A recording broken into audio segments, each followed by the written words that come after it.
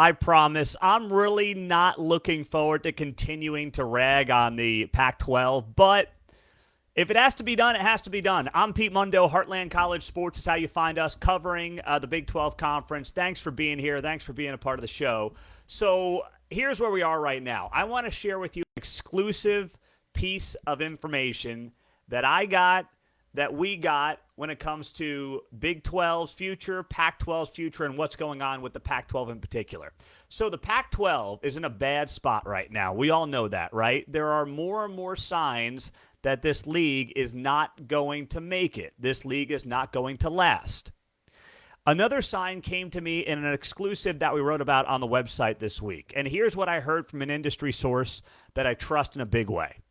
This industry source told me that, yes, the Pac-12 is a fully remote operation. In February of 2023, you read and heard that right, the Pac-12 is working in a remote manner, a remote business model.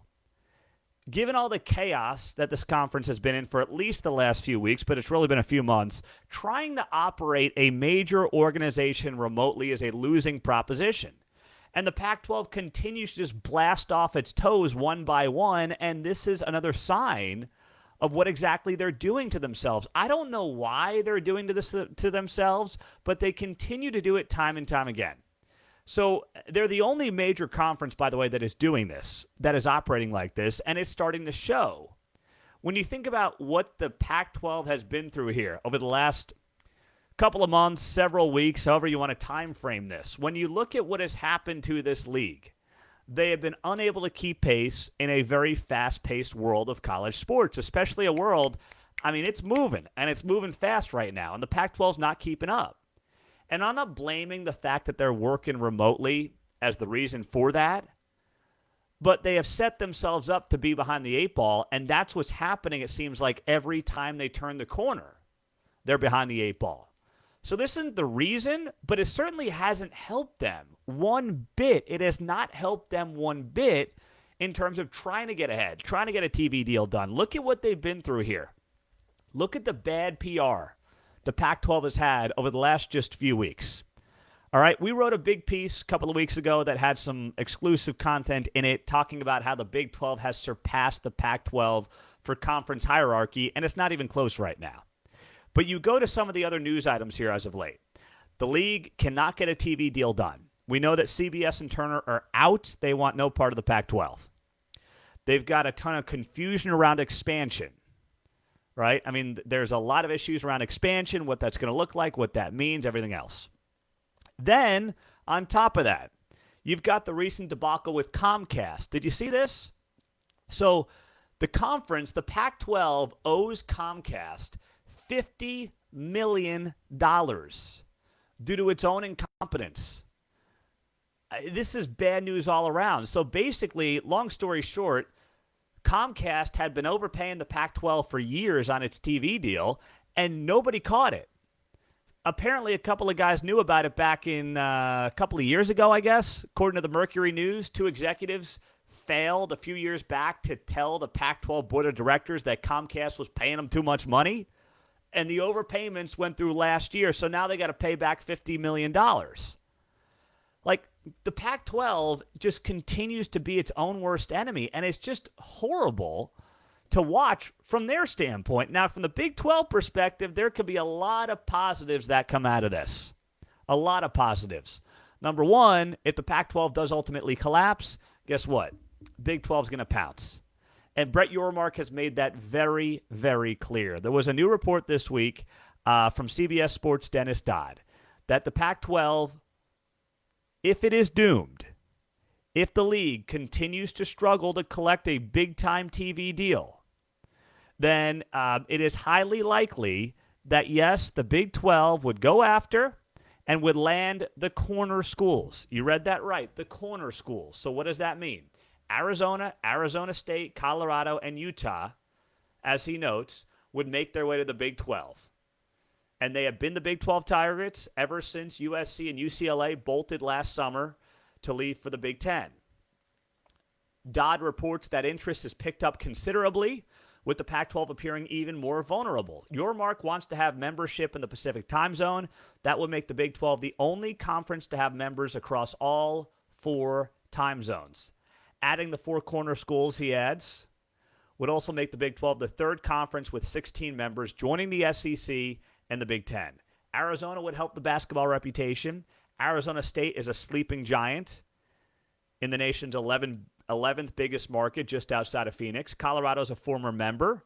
That makes complete sense. Utah is arguably the Pac-12's strongest remaining football program and would give BYU a great travel partner and would bring in the Holy War to be a conference game. I love everything about it, and I have argued for those 4 schools. Since the beginning, I've been a fan of those 4 schools. They just make sense. I know a lot of you disagree with me, especially on Colorado. You say, you know what, forget them. I don't care about that. I don't. We've got to put that aside and do what's in the best interest of this league. You bring back some rivalries. You got Deion Sanders there for whatever that's worth. Boulder's a great trip. It's outside of a growing market, of course, in Denver. There's a lot of boxes that Colorado checks off that if we leave our pettiness aside from how Colorado treated this league 10 years ago, it'll be okay. And it will be better off for the Big 12, by the way. So that's a good thing. A lot of people don't like Utah. We've already got BYU. The Holy War becomes a conference game. That's enormous. Do not understate that. That's a primetime game on one of the major networks. And Utah is, if we look at it, Kyle Whittingham has turned this thing into a West Coast powerhouse. He's done a great job. Won the Pac-12 again last year. Upset USC in that title game. Played a great game. So there's a lot to like about Utah. And then, of course, the Arizona schools, as we've noted, the Wildcats with basketball, and then, of course, Arizona State is, it is a sleeping giant. I think they have 70,000 students enrolled at that school. That's a monster number. That really is a sleeping giant. And for whatever reason, they just haven't gotten it on track yet. So it makes all the sense in the world to me, from the Big 12 perspective, to pursue that if that time does come. And, Dennis Dodd putting out a credible report on that makes a lot of sense. And Brett Yormark has been vocal about each and every one of these things. Now, speaking of Brett Yormark, well, before I continue, Brett Yormark did join a show the other day, and it was interesting. Before I get to that, subscribe on YouTube. Hit that subscribe button. Thank you for being here. This YouTube channel has really exploded the last few months because of you guys. So please do subscribe. And if you're on the podcast, rate, review, subscribe. We've got free Heartland College Sports koozies when you subscribe on the podcast on iTunes, and send me a screenshot of that rating and review to Pete Mundo, Mundo, at heartlandcollegesports.com. So kudos to Brett Yormark. He joined John Canzano and John Wilner on their podcast. They're a couple of Pac-12 lackeys. We know that. That's how they operate. But Yormark, he's not afraid of anybody, nor should he be afraid of anybody. So Yormark was asked about targeting Pac-12 teams in expansion. And he told those guys, quote, "I'm not targeting anyone specifically. I've been saying it. I've been pretty transparent and intentional that we'd like the 4th time zone to create more value for our media partners." He said, would I like to be a national conference in all the different time zones from a geography standpoint and have our Big 12 flag all over the country? 100%. We'll see where we end up. Good for him. And Yormark also went on the record to say that no one is fighting. There is no beef between the 2 leagues. He said, I have a great relationship with Pac-12 Commissioner George Kliavkoff. We have a collegial relationship. I've known George for years. I believe in this industry you can partner with all your colleagues for all the right reasons, but at the same time, know that from time to time you're going to compete.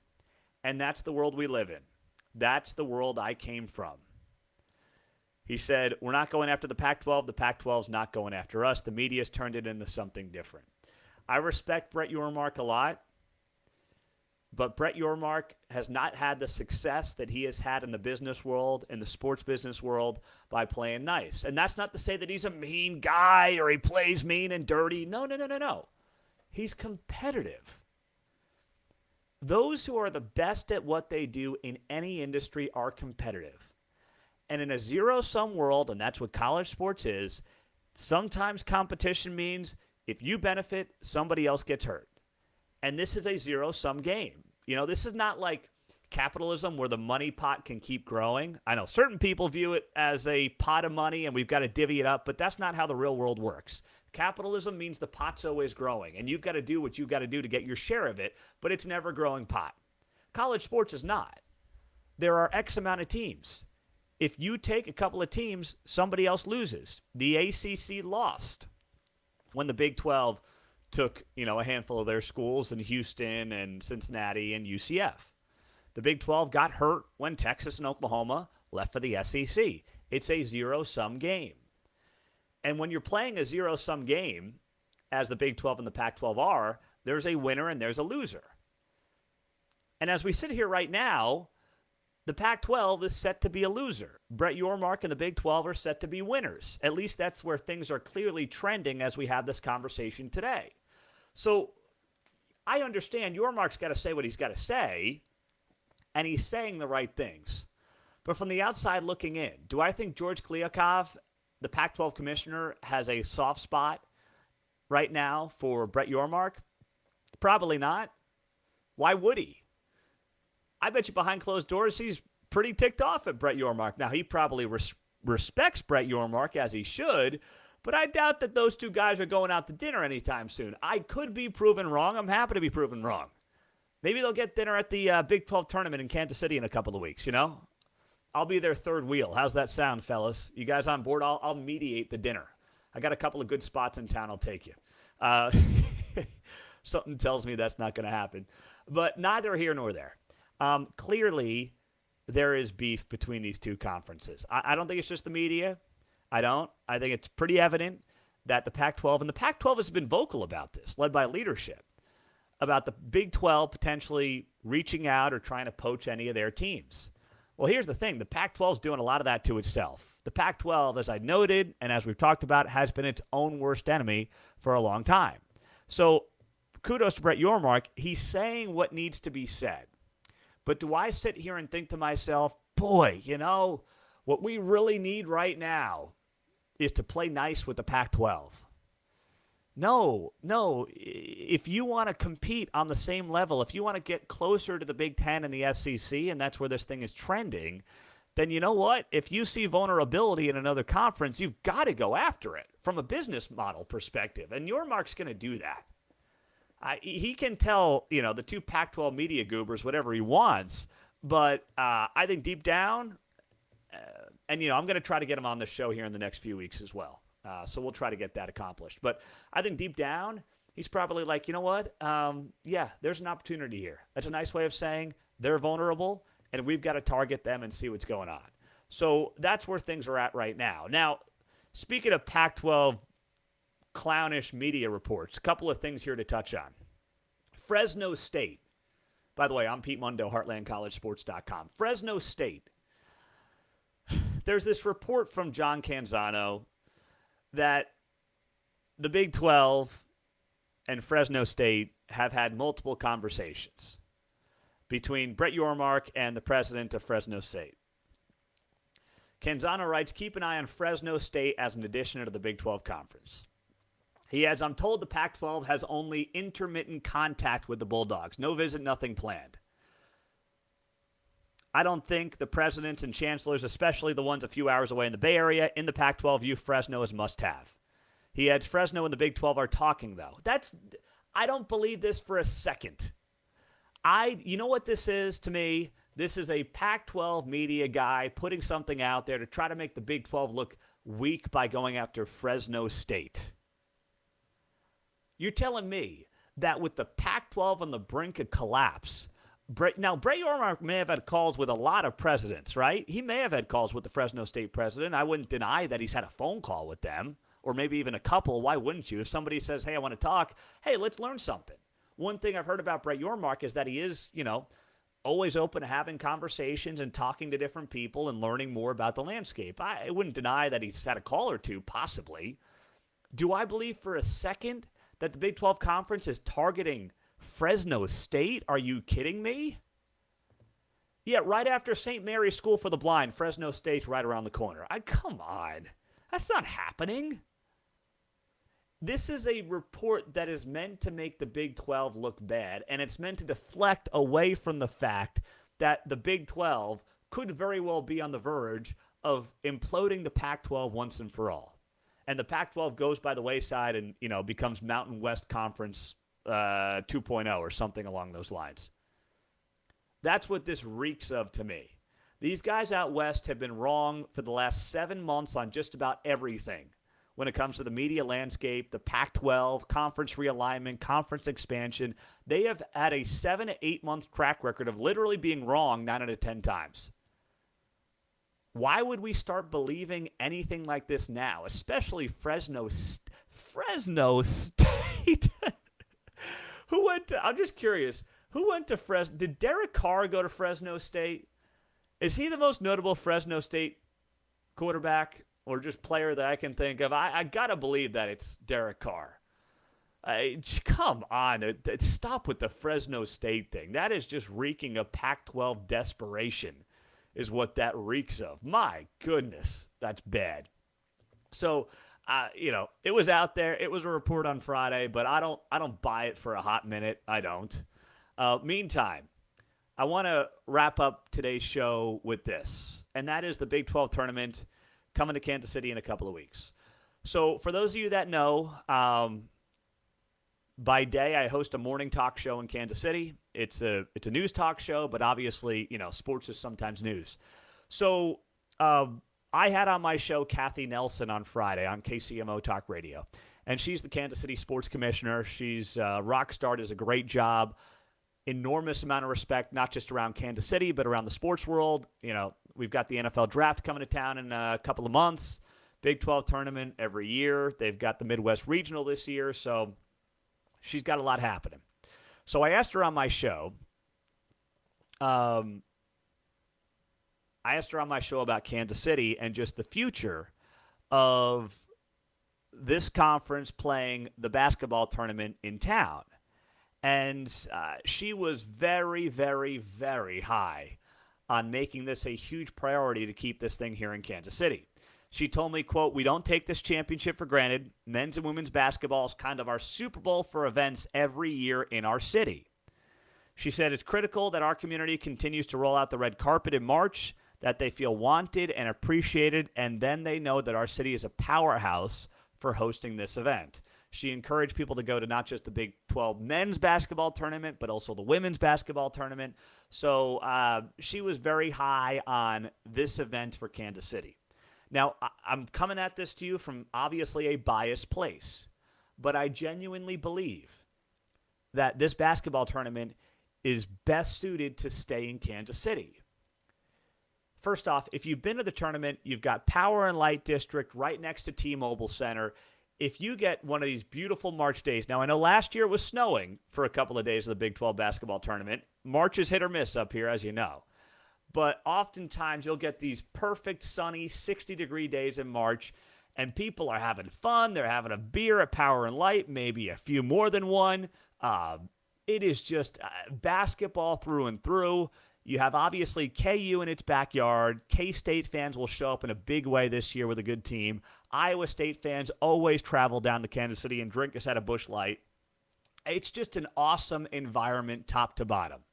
Everything about it. And I can't think of another city where it would come close to generating the energy, the enthusiasm, the college landscape culture that it entails. It just really works, and it works incredibly well, and I think Kansas City does a really good job with it overall. Like, I know it's been in Dallas, it's been in Oklahoma City over the last 20, 25 years at different points in time, but I don't think it works as well. I just think that Kansas City is the perfect fit in terms of how the landscape is mapped out around T-Mobile Center with the Power and Light District. The fact that the city, the community embraces it. It's within driving distance to most of the schools, especially the bigger basketball schools. So I had this conversation with Kevin Keatsman. I was on his podcast a couple of weeks ago, and he thinks the Big 12 should move this thing around. Salt Lake City, Phoenix, Dallas, Orlando. I'm not a fan of it. And I know that Brett Yormark may want to go that route. He may want to say, hey, I've got big visions. We're going to bounce this thing around every year, kind of like you do the NCAA tournament. But I think Kansas City's got a great thing going with this Big 12 tournament. I think they know it inside out. They know how to put it on. They do a really good job. The fans show up. And it creates, of all the conference tournaments, outside of the Big East tournament at Madison Square Garden, which even that has lost some of the luster since a lot of the schools left in conference realignment 10 years ago. It's not the same, not having Syracuse there and not having Notre Dame there and then replacing them with Creighton. It's not the same. It's not a knock on Creighton, but I've been to the Big East tournament. It's not the same as what it was. The Big 12 tournament, to me, right now, is the best environment of any conference championship in college basketball. And if I've got that, I'm not necessarily looking to lose it. So right now, the Big 12 is set to play in Kansas City through 2027, the 2026-2027 season. And then we'll see where it all goes from here. But I'm sure that Kansas City will roll out the red carpet again, especially for Brett Yormark and everybody else involved. I'm Pete Mundo, HeartlandCollegeSports.com. Subscribe on YouTube. Thank you. Share the video on Facebook or YouTube, and subscribe to the podcast. Leave that rating, review, and then send me a screenshot to Pete Mundo, Mundo, at HeartlandCollegeSports.com. We'll get you hooked up with a free koozie. A couple less shows, maybe one less show next week. I'm traveling, getting a little R&R. Got to hit up Florida before we get back and get into March Madness mode. So I'll be out with the kids, the wife and the kids, for a few days. But still going to bring you content, still got podcasts coming, just maybe a few less than normal. So just warning you of that. But don't worry, we haven't gone anywhere.